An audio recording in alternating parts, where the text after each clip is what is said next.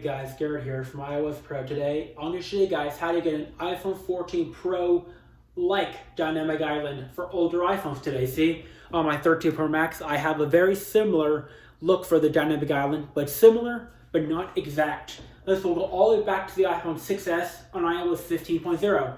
So iOS 15 up to now will support this. So let's get started.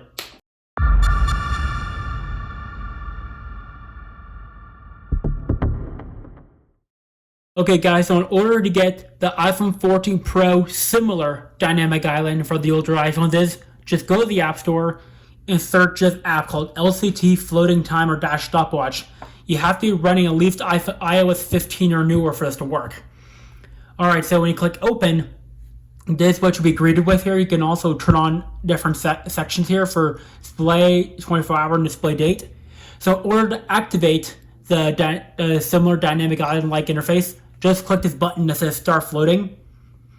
And just like that, now you got the dynamic island similar look. Just like that for older iPhones, the iPhone 13 Pro Max and below.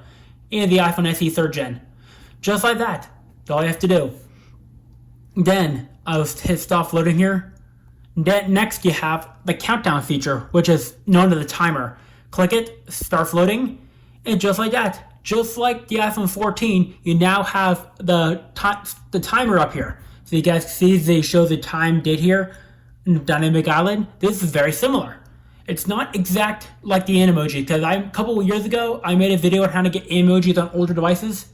That was an old App Store app that doesn't work anymore, but it was very close, but similar, but not exact. This is basically the same thing. Similar, but not exact. Alright, so you pause it, you go to count up, which is the stopwatch, start floating, and just like that, now you got a stopwatch here. But I gotta advise you guys that on the notch iPhones, the iPhone 10 and newer, the play and pause, and the reset does not work at this time for the notch iPhones. They only work on the iPhone 6s up to the iPhone 8 Plus only. And I think the iPhone SE 2 and 3, I'm not sure, and the SE 1. So that is the stopwatch, basically. Next, you got Dynamic Island. This is basically a lock screen widget where you can have the seconds counting with the time, like this. See, when you turn on that thing, you can actually see that I have the seconds along with the time, just like that.